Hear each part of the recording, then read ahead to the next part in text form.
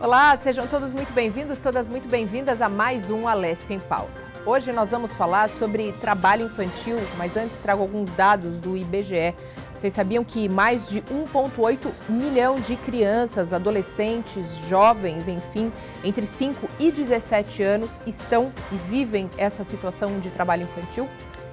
É uma temática muito séria e para isso temos então duas convidadas. Hoje aqui comigo nos estúdios, Michele Antunes, líder de programas e projetos sociais, e também conosco de forma remota, Fernanda Maria Rosignoli, advogada trabalhista. Sejam bem-vindas. Obrigada pelo convite. Obrigada pelo convite. Nós é que agradecemos a presença de vocês. Michele, começo perguntando e depois, claro, passo a mesma pergunta também para que a Fernanda possa falar. Como identificar o trabalho infantil? O que é trabalho infantil hoje? Muitas vezes não é difícil a gente estar no trânsito, por exemplo, ou estar em algum restaurante, algum bar e ver crianças, então, ali oferecendo, trabalhando, né, oferecendo alguns produtos. Isso é considerado trabalho infantil?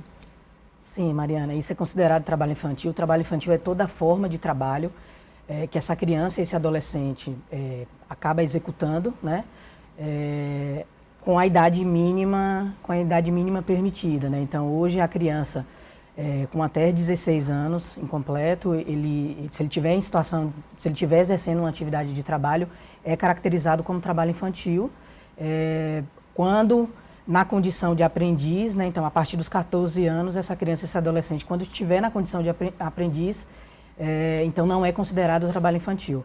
Você trouxe um exemplo aí das crianças ali no semáforo, né? Das crianças ali no bar. Isso sim é considerado trabalho infantil e é um tipo de trabalho infantil bastante grave, né? É considerado até dentro da nossa lista TIP, que é a lista das piores formas de trabalho infantil.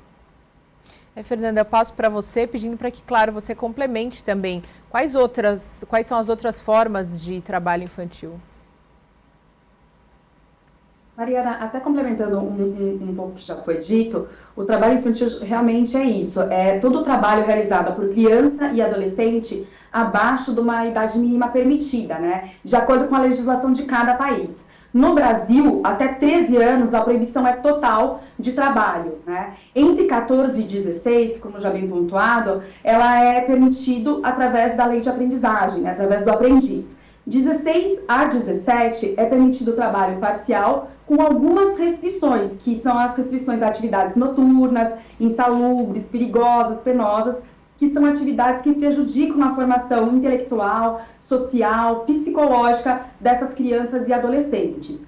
Como eu disse, para cada país tem uma idade diferente. E a OIT, que é a Organização Internacional do Trabalho, considera criança abaixo de 18 anos, né? Além dessas situações específicas que eu acabei de mencionar, sobre o que é considerado trabalho infantil, tem algumas situações especiais em que mesmo abaixo, né, da idade dos 13 anos, que a vedação é total, são concedidas permissões específicas mediante autorização judicial, que são, por exemplo, representações artísticas, né? Então, quando a gente vê crianças trabalhando em novelas, teatro, para esse tipo de trabalho, necessita uma autorização prévia, uma autorização judicial para esse tipo de trabalho, que estabeleça a quantidade de horas que essas crianças vão poder trabalhar e de forma a conciliar a atividade com a atividade escolar e que não traga prejuízo para o desenvolvimento da criança como um todo, né? Também tomando um pouquinho o gancho em relação às questões que vocês mencionaram do trabalho no farol, esse é o tipo realmente de trabalho infantil muito ruim, e também a gente tem o trabalho rural e o doméstico também, que são outros tipos também de trabalho infantil muito comum, né? O doméstico é muito comum a gente ter as notícias de adolescentes, até mesmo crianças, já trabalhando em casas, né, como doméstica, e o rural na zona de cana-de-açúcar, qualquer tipo de plantação, que também é muito comum a gente verificar a presença de crianças já desde muito nova, ali no auxílio dos pais, por conta justamente da questão da baixa renda, para complementar a renda familiar, né? E aí eu vou pedir para que a Michele traga para a gente um pouco do perfil dessas crianças, né, que estão hoje mais expostas ao trabalho infantil. Ótima pergunta, Mariana. O perfil dessas crianças são crianças que hoje estão em muita situação de vulnerabilidade social, então vivem numa situação de muita pobreza, são famílias que não têm uma renda fixa, né? São famílias que estão ali naquela situação de muita vulnerabilidade. E aí são essas crianças que ficam mais vulneráveis de fato, né? Estão mais em risco a estar dentro dessa situação de trabalho infantil. Se a gente olhar ainda mais especificamente ainda dentro desse perfil dessas crianças e adolescentes, a gente ainda pode identificar que ainda a sua grande maioria são crianças negras e pardas, dentro desse perfil de crianças hoje em situação de trabalho infantil. Praticamente em todas as regiões, né, do Brasil. Então, o perfil hoje dessas crianças que estão em situação de trabalho infantil são crianças em muita situação de vulnerabilidade e de muita extrema pobreza. E aí a gente pode falar, então, que o racismo também influi diretamente nessa questão. Com certeza. E aí é onde a gente entra em outras camadas, né, dessa problemática social do nosso país, quando a gente abre esse leque, né, quando a gente identifica esse perfil dessas crianças e ainda identifica que são crianças negras e pardas, né? Então, tem sim uma questão do racismo estrutural também dentro do trabalho infantil. Michele, quer complementar, Fernanda? Não, exato. E essa questão do racismo estrutural também está relacionada à questão do rendimento salarial, né, dos pais e dos familiares, né? Então, o baixo rendimento dessa família, a situação econômica dessas famílias contribui para que essas crianças, desde muito cedo, já entrem, né, no mercado de trabalho informal, né, a maior parte das vezes informal, e que justamente por conta disso acabem perdendo o espaço relacionado à escola, à educação, acabe aumentando o analfabetismo, a violência, né, a marginalidade em relação a esse tipo de situação.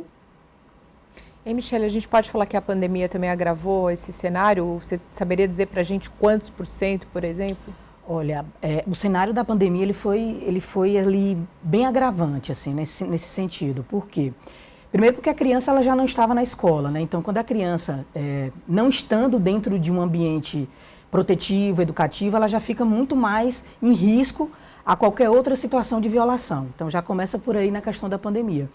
Na pandemia também a gente teve as famílias que perderam, né, a sua renda, né, e que de alguma forma tinha que trazer essa renda para colocar a comida em casa.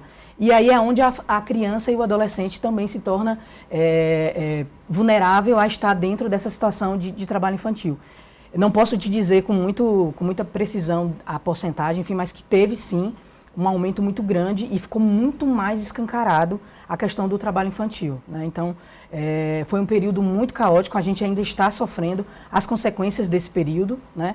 Desde a identificar essas crianças, esses adolescentes com baixo desempenho escolar, né? Então, tem até crianças e adolescentes que nem voltaram para a escola, né, nesse período, depois do período da pandemia, e que continuam nessa situação de trabalho infantil. Então, acho que trazendo um resumo desse período, Mariana, foi sim um período caótico, um período que escancarou as várias e as graves violações, e o trabalho infantil é uma delas. E aí, antes da gente entrar na questão dos órgãos fiscalizadores, que em tese deveriam coibir grande parte desse trabalho infantil também, queria que a doutora falasse para a gente um pouco sobre as leis que protegem os direitos das crianças e dos adolescentes. A gente sabe que tem o ECA, o Estatuto da Criança e do Adolescente, inclusive já tem aí mais de 3 décadas com uma série de avanços, mas ainda assim a gente vê uma série de violações que continuam persistindo na sociedade. Perfeito, Mariana.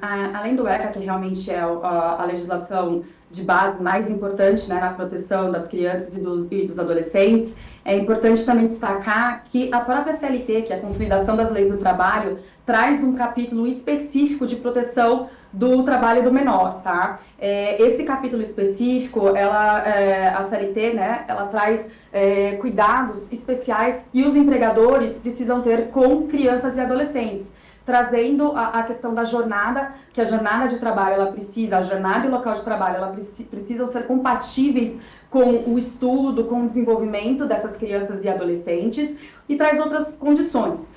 Além da CLT, há a lei de aprendizagem, que estabelece que a partir de 14 anos até os 21 anos pode ser aprendiz, e essa idade ela pode ser prorrogada até 24 anos em casos especiais, né, com crianças com PCD.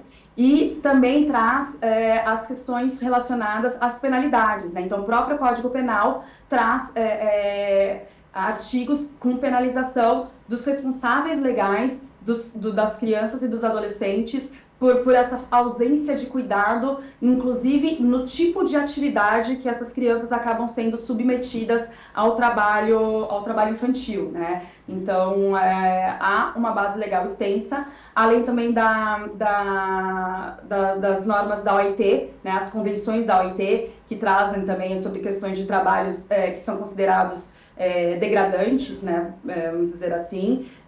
Então, há um rol grande de legislação, o Brasil tem um rol grande de legislação, mas infelizmente, como a Michele bem pontuou, a pandemia agravou bastante a situação. Os estudos demonstram que a pandemia, que o Brasil ele estava tendo uma melhora nos quadros de trabalho, de redução de trabalho infantil, até pelas questões de fiscalização, de maior desempenho sobre a lei de aprendizagem, mas com a pandemia a situação agravou e teve um aumento em 7% na condição dessas crianças em situação de trabalho infantil, né? E como a própria Michele também destacou, mesmo já tendo passado o período da pandemia, ainda as consequências são graves, né? Principalmente da questão da evasão escolar, né? Do analfabetismo, da evasão escolar, de muitas crianças não terem retornado para a escola. Por isso, as questões de políticas públicas, e aí eu retomo a questão da lei da aprendizagem, é muito importante para a inclusão, na verdade, dessas crianças no trabalho formal, né? Porque a inclusão por meio da lei da aprendizagem é uma inclusão no trabalho formal, com as proteções da legislação e voltada, inclusive, com o estudo, né? A lei da aprendizagem, ela é benéfica porque ela casa o trabalho, então, a complementação da renda familiar, junto com o estudo. As duas coisas estão vinculadas. A criança, o adolescente, aprendiz, ele necessariamente precisa ir para a escola, precisa ter esse acompanhamento. E a empresa também tem que exigir e cobrar esse acompanhamento. E é importante a gente falar também, né, Michele? Sim. Sobre os locais e formas, por exemplo, dessas denúncias. Ou seja, quais são os órgãos competentes também por fiscalizar, mas antes da gente entrar nessa parte de fiscalização, vamos falar um pouco sobre a denúncia, porque é um papel que qualquer um de nós pode fazer, né? Inclusive nesse momento, nesse exemplo que a gente citou no começo do programa, quando a gente encontra ou se depara com crianças aí em situação de trabalho infantil, seja nos faróis ou seja nos restaurantes, bares, nas calçadas, o que a gente pode fazer enquanto cidadão? Acho que a primeira coisa é identificar de fato e procurar o canal, né, os canais de denúncia. O Disque 100, ele é um dos. Você pode fazer a denúncia pelo Disque 100. Você pode fazer também a denúncia por meio do canal do Conselho Tutelar da sua região, da sua sub-região, do seu município. É possível também fazer a denúncia no canal do Ministério Público do Trabalho, que também é um canal oficial. Então, são esses canais. Hoje aqui em São Paulo a gente tem a 156, também é um canal de denúncia do trabalho infantil. Então são esses canais que a sociedade ela tem acesso e que ela pode sim fazer a denúncia. Fazendo a denúncia, aí é onde entram os órgãos competentes para de fato fazer esse processo de identificação, de investigação e de sim fazer a abordagem e fazer todo o atendimento a essa família e a essa criança, né? Então, é muito importante que a sociedade ela fique em alerta. Por isso também que acho que, trazendo até um gancho, é muito importante essas campanhas de sensibilização e conscientização, né? Que o poder público, o setor privado e as organizações da sociedade civil, e aí falando um pouco, né, do trabalho da Fundação Abrinq, a Fundação Abrinq tem como uma das suas ações e pauta, enfim, combater o trabalho infantil, e as campanhas de conscientização e sensibilização para a sociedade é uma estratégia, uma ferramenta muito importante, para que a sociedade ela esteja ciente do papel dela enquanto agente social e protetivo dessa criança, desse adolescente, né? Michele, quer complementar? Você falou... Perdão, Fernanda, doutora, quer complementar? Não, perfeito, eu concordo com a Michele. Políticas públicas, em geral, são muito importantes no trabalho de combate ao trabalho infantil, né? E a promoção de assistência social no geral, redução das desigualdades, promoção de emprego formal, a fiscalização, o apoio à educação, são todas medidas que auxiliam e contribuem para a sociedade, para justamente tirar essas crianças dessa condição do trabalho infantil para o trabalho formal, se for o caso, no caso de aprendizagem, e também para o desenvolvimento escolar, social, psicológico dessas crianças.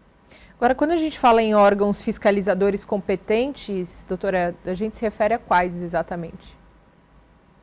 Ministério Público do Trabalho, Ministério do Trabalho são os órgãos competentes pela fiscalização das questões relacionadas ao trabalho. Então, quando eu mencionei um pouco anteriormente sobre as questões de trabalho, por exemplo, em televisões, novelas, teatros, as ações judiciais, aí é o poder público, mas quem dá o parecer relacionado a essa possibilidade ou não é o Ministério Público do Trabalho, junto com o Ministério Público que cuida também da criança e do adolescente. Michele, se você pudesse contar um pouco para a gente sobre os projetos, né, que você atua ou que você já atuou também junto a essas crianças, quais são as principais problemáticas, os principais desafios que vocês encontram? Olha, hoje a Fundação Abrinq, ela é uma organização da sociedade civil, né? A gente faz um trabalho aí há mais de 34 anos atuando na garantia e defesa, né, do direito da criança e do adolescente.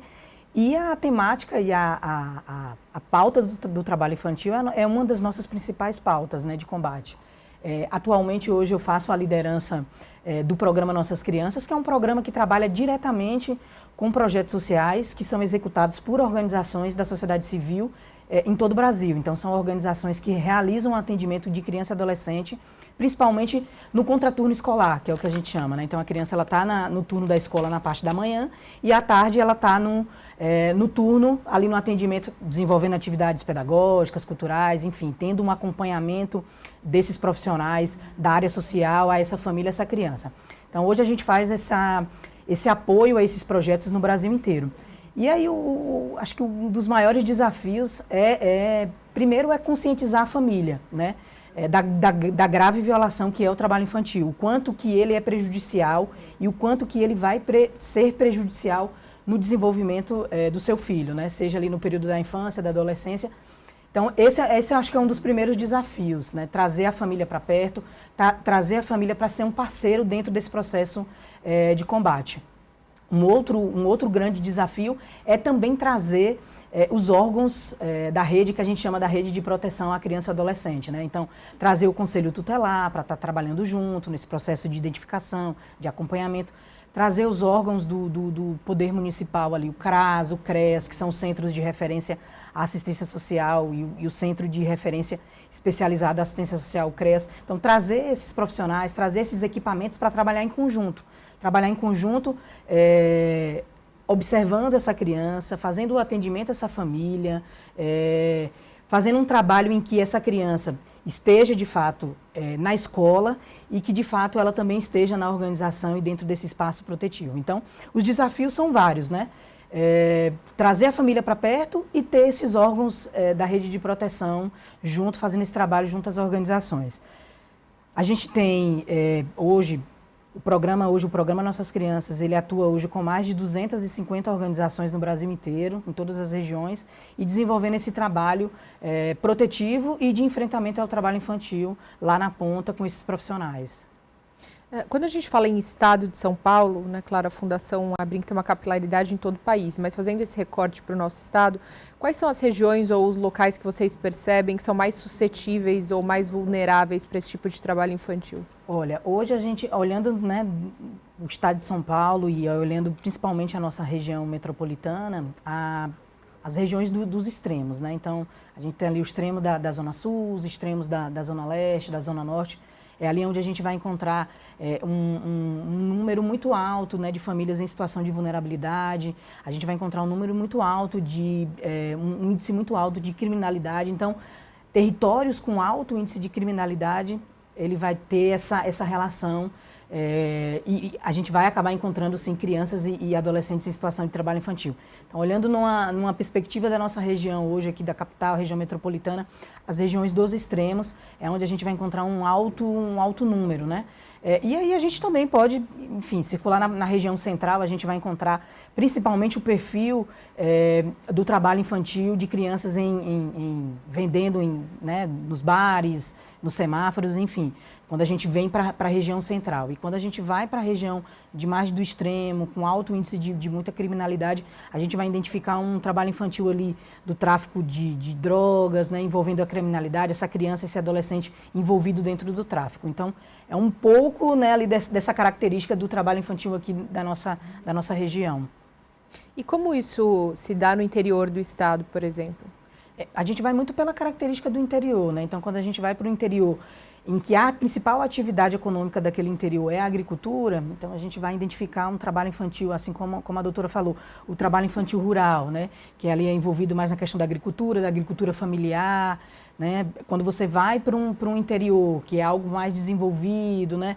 Tem um perfil mais de metrópole, então a gente encontra um perfil do trabalho infantil, que a gente chama de trabalho infantil urbano, que aí tem a questão do tráfico de drogas, a gente tem vendas, né, vendas de ambulantes, vendas no semáforo, então a gente vai encontrando esse tipo de perfil. Se a gente vai também, só para trazer um ponto que ficou faltando, se a gente vai para aquela região ali que também é uma cidade do interior um pouco menor, que tem as feiras, né? Então, dentro das feiras também, a gente encontra esse perfil de crianças vendendo dentro dessas feiras, né? Então, vai depender muito da característica da cidade, né? Se é uma cidade num perfil mais metrópole, você vai encontrar um perfil de trabalho infantil mais urbano. Se é uma cidade com uma característica mais de interior, agrícola, você vai encontrar um perfil de trabalho rural, né? Então, vai depender muito do perfil das cidades. Doutora, e com relação aos desafios jurídicos nesse enfrentamento ao trabalho infantil, a senhora pode colocar alguns para a gente? Olha, os desafios jurídicos relacionados ao enfrentamento do trabalho da criança e do adolescente, eu vejo que está muito mais relacionada à cobrança do poder público e das instituições ao cumprimento dessas ações efetivas, dessas medidas efetivas públicas, né? São medidas públicas como, por exemplo, o que eu disse relacionado à lei de aprendizagem, né? Como eu mencionei, a lei da aprendizagem, ela é benéfica para as crianças e adolescentes, que tira da informalidade, traz para o trabalho formal, e é benéfica também para as próprias empresas, que têm benefícios relacionados a isso, e todas as empresas que tenham 7 ou mais empregados são obrigados legalmente na contratação de 5% a 15% de empregados sobre a aprendizagem, né? E com a fiscalização, né, do trabalho intenso das delegacias, antigas delegacias regionais do trabalho, que são superintendências hoje regionais do trabalho, tem uma capilarização justamente para verificar aonde esse trabalho infantil tem tido maior ocorrência, como a Michele bem mencionou, né, nos extremos, a gente verifica muito, não apenas a existência desse trabalho infantil, mas esse trabalho infantil em situações extremas de violência, do tráfico, relacionado a tráfico de drogas, até mesmo das questões de prostituição. Então, essa fiscalização ser mais intensa e combinado às políticas públicas com a questão do privado, né? Eu acho que tem que ser um conjunto. E também um pouco o gancho com o que a Michele falou, não adianta muito a política pública ser voltada apenas para a criança. Essa política pública ela precisa ser voltada para a família como um todo, né? Porque é uma conscientização da família, da sociedade, relacionado à necessidade de afastar, né, essa criança, mas também essa família precisa de um maior apoio, de maiores condições, de melhores condições, melhores salários também para poder dar esse subsídio e essa conscientização também para essas crianças, para esse futuro melhor. Aproveitando que você começou a falar das empresas, quais são as consequências legais, tanto para as empresas quanto para os indivíduos que exploram esse tipo de trabalho infantil? A primeira das consequências, na verdade, que eu gostaria de pontuar é que as empresas que não cumprem, né, a lei da aprendizagem, elas podem ser fiscalizadas e ser aplicadas multas decorrentes disso, né? Da mesma forma, podem sofrer investigações do Ministério Público do Trabalho com ações com penalidades e busca de indenizações elevadas relacionados a essa questão da exploração, que é considerado gravíssimo, a exploração do trabalho infantil. Então, as indenizações costumam ser bem elevadas e são além da imagem das empresas também, que fica realmente bem prejudicada. Michele, você gostaria de complementar?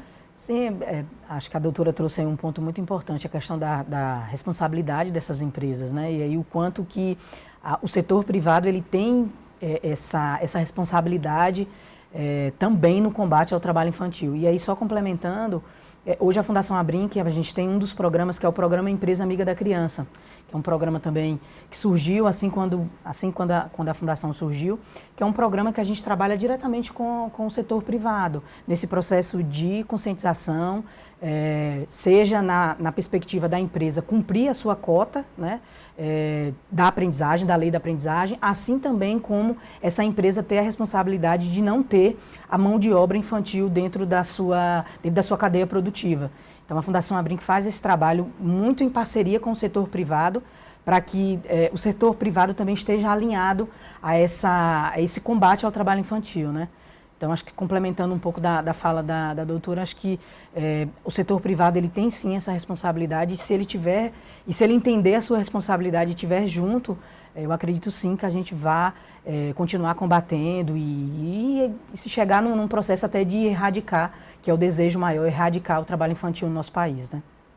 Voltando para a questão das comunidades, como é feita essa conscientização geralmente com os pais, ou os tutores, ou a comunidade realmente no entorno onde essas crianças vivem, e aí falando mais daquele recorte de crianças em vulnerabilidade em situações periféricas, né?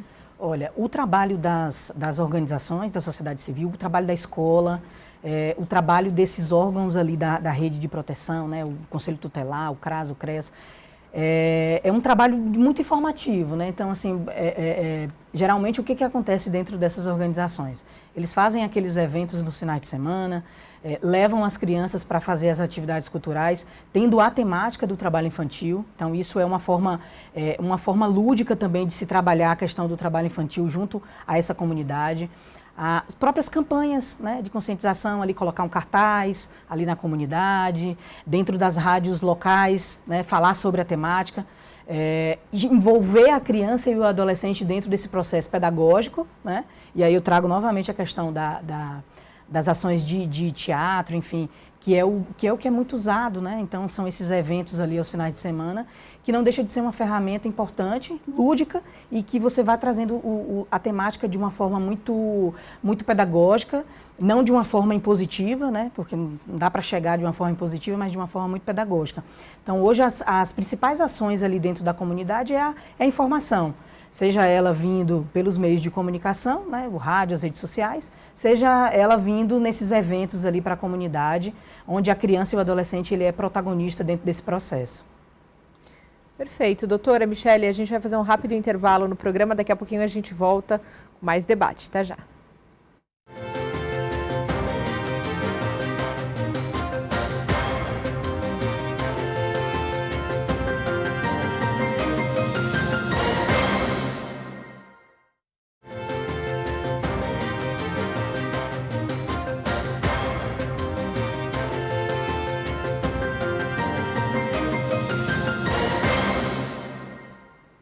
Estamos de volta com o segundo bloco do Alesp em Pauta de hoje, falando sobre trabalho infantil. E aí, nesse bloco, a gente vinha debatendo aqui nos bastidores. Eu gostaria de passar para a Michele, falando para a gente um pouco sobre a necessidade, a importância da qualificação profissional desses atores que atuam diretamente com essas crianças. Um ponto muito importante, Mariana. Os profissionais que estão ali, de fato, no atendimento, né? E aí eu estou trazendo os profissionais ali que são... os profissionais, os assistentes sociais, são os psicólogos, né? São esses profissionais ali, os educadores, né? São esses profissionais ali que estão diretamente no atendimento a essas famílias e essas crianças, esses adolescentes em situação de trabalho infantil. Então, é muito importante que esses profissionais também possam estar qualificados, né? Possam estar formados e capacitados para que eles possam, de fato, executar um atendimento, um serviço de qualidade, né? Fazer um atendimento de qualidade. Então, por isso que é muito importante investir, né, em formação e capacitação a esses profissionais, né? Porque a partir disso é que eles vão, de fato, fazer um atendimento qualificado, identificar, fazer uma identificação assertiva, né, daquela família e daquela criança, daquele adolescente em situação de trabalho infantil. No momento em que identificar, saber, de fato, quais são os encaminhamentos necessários, quais são os órgãos que essa criança, esse adolescente deve ser encaminhado e acompanhar, né, todo esse processo. Então, para que isso possa acontecer de uma forma exitosa e assertiva, é muito importante que esses profissionais eles estejam qualificados e capacitados, né? Doutora, tem muitas famílias ainda ou tutores que não sabem ou não têm conhecimento de que estão realizando esse trabalho infantil e de que isso é ilegal, ou seja, de que estão expondo seus filhos, seus sobrinhos, seus netos a uma questão que é um crime, existe uma punição? Quer dizer, falta chegar mais informação ainda também nesse sentido?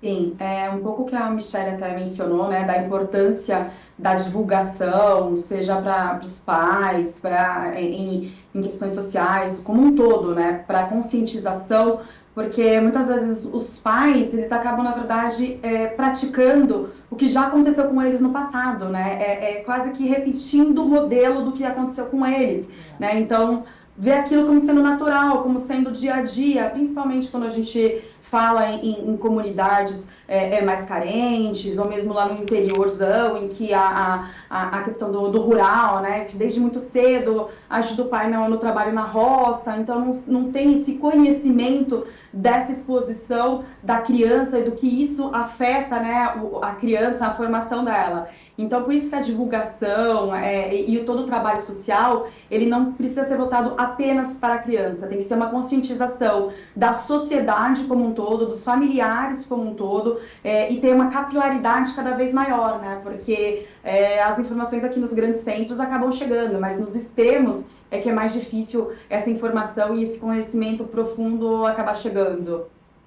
Eu acho que a Michelle pode falar um pouco para a gente sobre o desafio da conscientização também. A gente já falou no primeiro bloco, sim, como é esse papel de conscientizar as comunidades ou as famílias, mas quais são os desafios também quando você tenta levar isso? Porque a gente sabe que é uma questão muito cultural também, né? Até alguns anos era normal, né? Era salutar a essa criança que colaborava, que começava mais cedo, né? Quantos dos nossos pais e avós a gente ouve falar, né? Eu comecei a trabalhar muito cedo, e falam com orgulho, né? E aí, acho que trazendo um gancho do que a doutora trouxe, né, que eu acho que é muito isso, é como se fosse um ciclo, né? Então, a mãe e o pai trabalhou, e aí o filho também vai trabalhar, e aí vai nesse ciclo de continuidade do trabalho infantil. E aí você trouxe um ponto muito importante, Mariana, que é a questão cultural, né? Então, hoje o pai que fala, eu trabalhei, não morri, estou aqui, né? Melhor estar trabalhando do que estar roubando. Então, essa questão cultural também é um grande desafio, né? E aí, por isso que a informação, novamente, a gente traz o ponto da informação, do quanto que a informação ela tem que chegar nas pessoas, do quanto que a informação ela tem que chegar na sociedade como um todo. E aí, essa informação, ela não tem que chegar por si só, o que é o trabalho infantil. A informação ela tem que chegar trazendo os malefícios do trabalho infantil, né? Olha, se seu filho trabalhar, ele vai ter essa consequência, ele vai ter esse impacto negativo, no impacto físico negativo, no impacto psicológico, enfim. É trazer os malefícios do trabalho infantil e trazer também como uma grave violação, né? E que pode ser, e que o seu responsável ele pode ser punido, sim.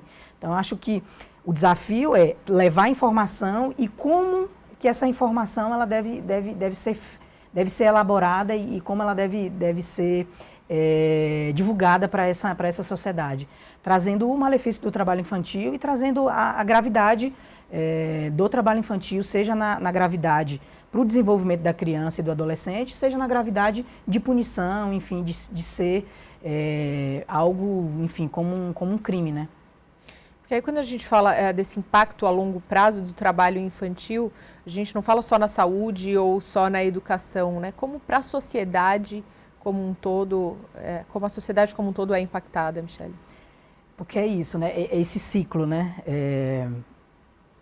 A sociedade ela vai ser impactada porque a gente vai ter, a gente sempre fala isso, que são os adultos, né? Aquela criança que teve, né, situação de trabalho infantil, ele continuou dentro da sua fase da adolescência, em situação de trabalho infantil, ele vai chegar um adulto sem condições para exercer uma função, e aí uma função de trabalho onde ele possa ter uma condição de renda melhor. Então ele vai ser um adulto vulnerável, vamos dizer assim, né? E isso traz uma consequência para a sociedade, né? E aí é onde a gente vai ter o subemprego, os empregos informais, né? Enfim, a gente não vai ter uma sociedade qualificada nesse sentido, né? Então, ela é a longo prazo, né? Então, se você não olha para esse problema na fase da infância, né, e aí tentar quebrar esse ciclo ali da fase da infância, a gente vai ter aí uma consequência a longo prazo. A gente vai ter adolescentes em muita situação de vulnerabilidade, a gente vai ter adolescentes em situação da criminalidade, esse adolescente vai virar um adulto e esse adulto vai continuar numa situação vulnerável, e isso vai trazer sim consequências para a nossa sociedade e até impactos econômicos para a nossa sociedade, né? Então, olhar esse problema na perspectiva da infância é muito importante. Doutora?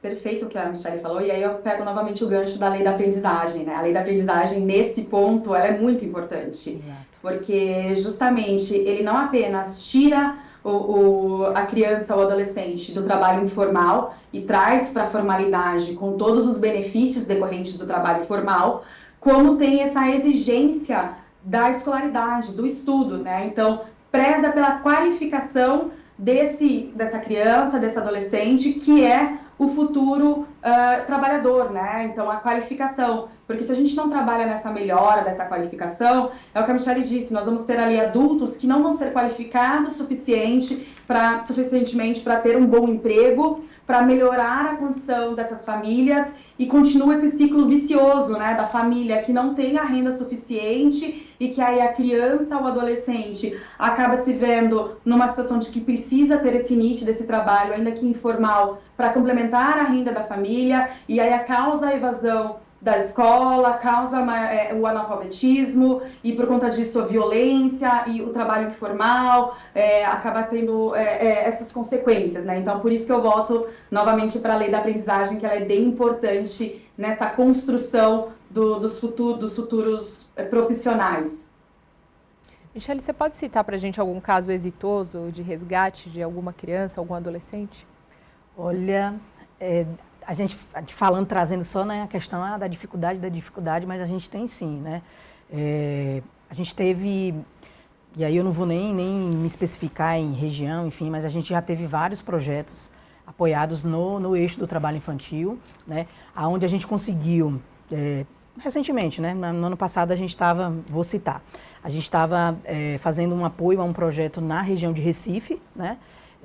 Numa organização que faz um atendimento com criança e adolescente, e a gente identificou dentro desse grupo de crianças que tinha uma criança, se eu não me engano, ali de uns 10 a 11 anos, que estava em situação de trabalho infantil, com a família catando marisco, né? Então era a atividade econômica ali daquela família, até por conta da região onde eles estavam localizados.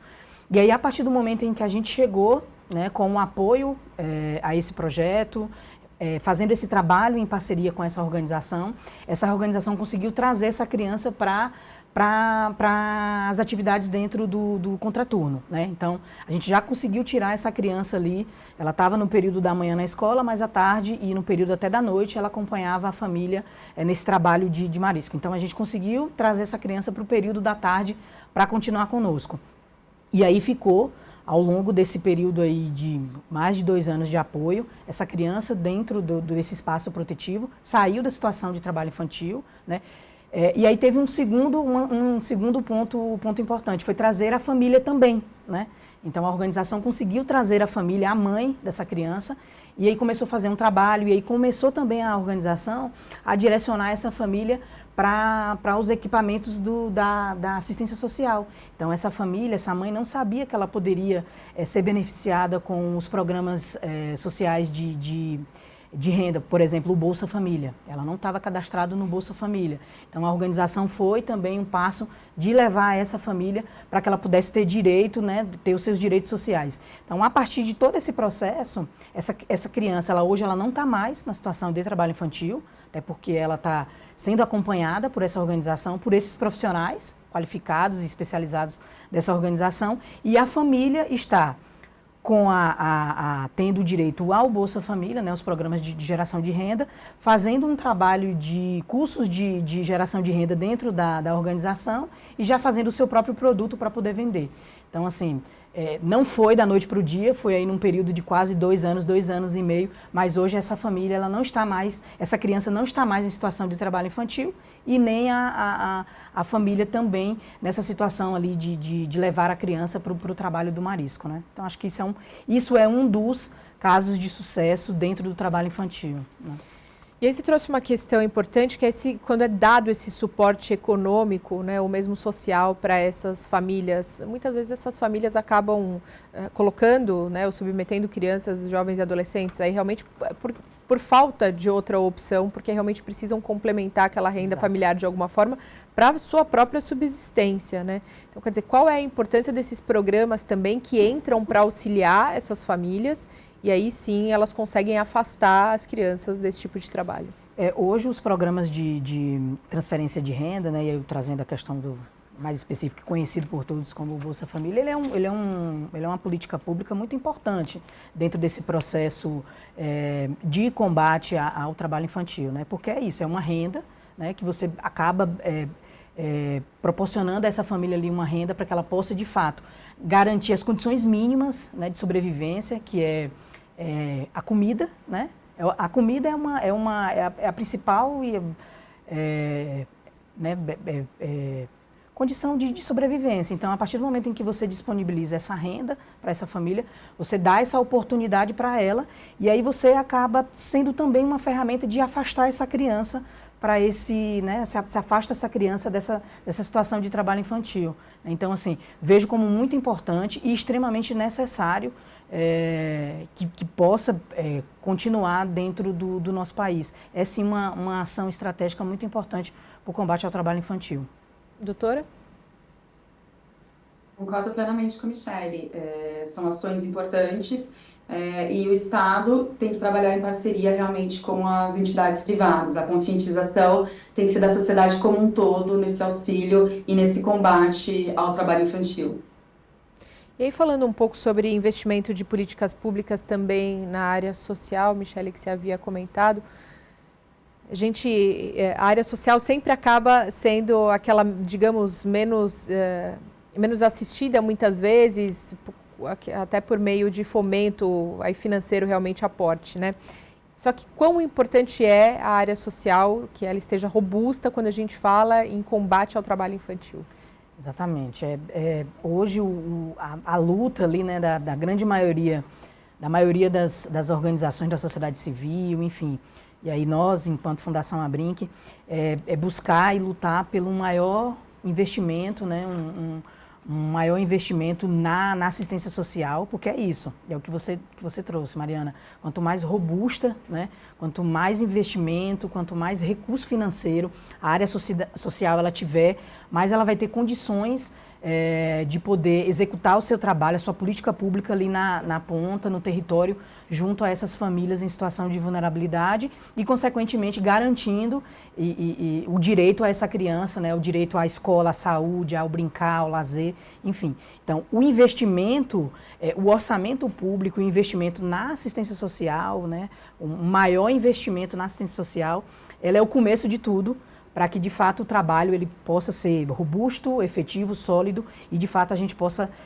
combater as desigualdades sociais. Então, e aí acho que, só finalizando, o quanto que é importante, dentro ali do universo da sociedade civil e das organizações da sociedade civil, o papel dos conselhos de direito, né? Os conselhos de direito da criança e do adolescente. O quanto que esses conselhos são muito importantes para desempenhar esse papel de incidência, de advocacy, junto às instâncias, seja ela federal, municipal, estadual, para que a gente possa, de fato, pautar a questão do aumento do investimento na assistência social dentro do nosso país. Então, para mim, esse é o ponto primordial, né? Quanto maior o investimento, maior vai ser o trabalho robusto e sólido dos equipamentos da assistência social no nosso país. Doutora, gostaria de complementar? Perfeito, estou de pleno acordo com a Michelle, e é isso, o investimento público tem que ser essencial, não apenas em ações só focadas na criança e no adolescente, mas na família como um todo, para que justamente essa família também possa dar o apoio e tenha conscientização da importância na formação dessas crianças para o futuro, né, que são os futuros trabalhadores também, para que o ciclo não se repita novamente. Doutora, e como que a senhora avalia, por exemplo, as legislações existentes ou até mesmo as políticas públicas existentes hoje de combate ao trabalho infantil? Você acha que falta ainda muito a ser avançado ou algumas coisas a serem aperfeiçoadas? Onde está a falha no processo que a senhora enxerga? Olha, a legislação brasileira, e na verdade a legislação, quando a gente olha também para a OIT, né, todo o conjunto de legislação relacionada ao combate ao trabalho infantil, ele é bem robusto. O problema maior que a gente verifica é a prática, né, é um pouco, digamos assim, a ausência de braços efetivos e tanto para fiscalização, né, então quando a gente fala das questões de fiscalizações de poder público, né, da questão seja das superintendências regionais do trabalho, que faz esse trabalho de formiguinha, de ir lá e apurar onde que tem a irregularidade, onde que está o trabalho infantil em situações extremas. Então, essa falta de braço para essa fiscalização, esse controle, né? Quanto também a questão dos investimentos sociais, como a Michelle bem pontuou, né? Porque em parceria com os investimentos privados, né? Então, também a cobrança da sociedade privada também, das empresas, no cumprimento também das cotas. Talvez o que eu vejo muitas vezes é um pouco até de falta de divulgação do benefício que o cumprimento, por exemplo, da cota de aprendizagem traz para as empresas, né? Porque eu digo que é um ganha-ganha, né? Então, a empresa, ela ganha na formação e nos benefícios fiscais, né? Na contratação, e também ganha porque ela está formando um profissional melhor para o futuro, né? Então, eu acho que falta também um pouco mais de divulgação e de capilarização, vamos dizer assim, dessas políticas. E aí, Michelle, como que programas educacionais, também aproveitando que a doutora traz bastante essa questão, né, também do cumprimento da lei educacional, como programas educacionais ajudam também a combater o trabalho infantil? E aí acho que fazendo um gancho na fala da doutora, que ela está trazendo muita questão da lei da aprendizagem, que hoje é uma das políticas públicas assim, excelentes, né? É uma política pública, uma ação estratégica muito importante para o combate ao trabalho infantil. E aí, trazendo essa questão dos programas educacionais, e aí a gente volta muito para os programas educacionais de qualificação profissional desse adolescente, né? Então, a gente também atua com organizações que fazem um trabalho de qualificação profissional, né? Trazer cursos, né? Para que esse adolescente ele possa, de fato, se qualificar. Então, essas organizações têm um papel muito importante dentro desse processo de qualificação profissional. De mostrar os caminhos, de mostrar quais são, o que esse adolescente de fato ele quer, né? O que ele quer seguir, qual é o projeto de vida desse adolescente, o que ele quer para ele, o que ele pensa ele almeja em querer desempenhar uma função. Então, esse trabalho, esses programas educacionais dentro da perspectiva profissional, ele é muito importante, né? Onde a gente sempre fala que é onde a gente bota a gente dá a expectativa, a gente mostra para esse adolescente que existe uma expectativa, que existe um futuro, né? E que ele pode pensar em um futuro melhor e que ele possa pensar em exercer, enfim, uma função ou ter uma profissão, um emprego. E aí esse trabalho, esses programas de educação, eles são muito importantes para isso, né? E aí juntando esse trabalho educativo, né, essa qualificação profissional dessas organizações, junto com a responsabilidade do setor privado em cumprimento dessa lei de aprendizado, aí a gente faz um casamento muito perfeito, né? É onde, de fato, a gente tira esse adolescente da situação ali de trabalho infantil, proporcionando a ele um crescimento profissional e um crescimento pessoal e garantindo a ele novas perspectivas de futuro, né? Então, é isso, é um casamento que dá muito certo. O programa de educação, de qualificação profissional, junto com o cumprimento da política da lei da aprendizagem, né? E a doutora trouxe para a gente também que uma das dores aí em todo esse processo é a fiscalização, ou a falta de braços para que essa fiscalização seja feita de forma mais efetiva. Como isso poderia ser mudado, doutora? Essa realidade pode ser alterada? Olha, eu acho que é um trabalho de formiguinha, né? Um pouco na linha do que a Michelle até mencionou lá atrás, quando a gente verifica ali o adolescente, a criança ali trabalhando no semáforo, fazendo ali o trabalho ali no barzinho, um posicionamento mais ativo, vamos dizer assim, da sociedade como um todo, né? Não deixar apenas para os órgãos públicos efetivos essa fiscalização. Então, uma fiscalização da sociedade como um todo seria de grande auxílio, né? É lógico que o poder público ele tem ali a função dele, o poder público necessita também desses braços, mas cada um tem um papel importante também nesse auxílio de combate ao trabalho infantil. E para que a gente possa já se encaminhar para o final da nossa entrevista, Michelle, nós estamos numa casa de leis, Assembleia Legislativa, grande parte das leis que são formuladas e que vigoram no nosso estado, se não saem daqui, passam em algum momento por aqui.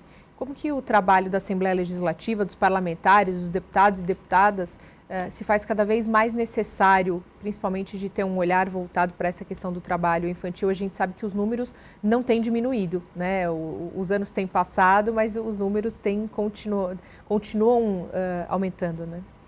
Olha, eu vejo como um espaço e, enfim, os políticos, né, que estão dentro desse processo têm um papel fundamental, né?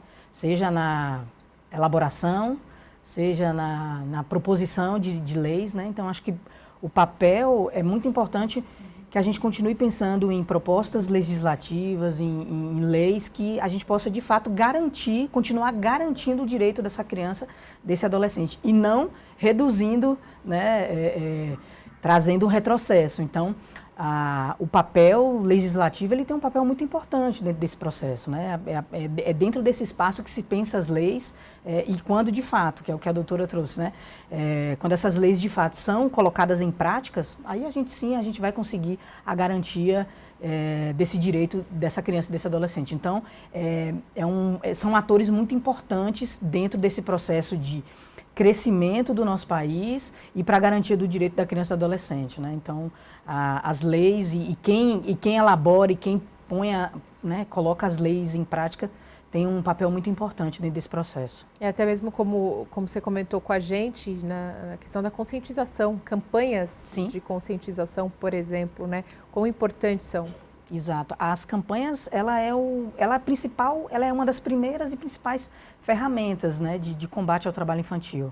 A partir do momento em que você informa e mostra para a sociedade o malefício que o trabalho infantil ele ocasiona no desenvolvimento de uma criança e adolescente, ali você já atingiu o seu objetivo nesse processo de informação, né? Então, as campanhas de conscientização e informação são extremamente importantes. E espaços como esses, né, da gente aqui fazendo esse debate riquíssimo, é um espaço extremamente informativo e importante para a sociedade, né?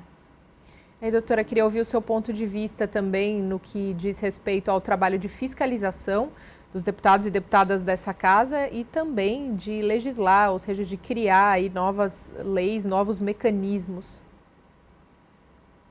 É um espaço fundamental ao trabalho, esse trabalho de criar, de observar, na verdade, as evoluções também, né? Porque da mesma forma que eu já mencionei que nós temos leis riquíssimas que precisam ser, na verdade, implementadas e cobrada a execução dessas leis e esses cumprimentos, a sociedade ela é muito dinâmica, né, em movimento, então a gente também precisa, ao longo dos anos, adequar as novas realidades, as novas demandas, e por isso que a fiscalização da legislação, dos nossos representantes e a fiscalização da sociedade como um todo tem um papel muito importante. E eu acredito muito que também a questão da execução e cobrança do que também já existe aí, porque já tem muita coisa que já auxiliaria muito, que a gente já teria grandes passos em relação ao cumprimento e à diminuição e um futuro de erradicação do trabalho infantil.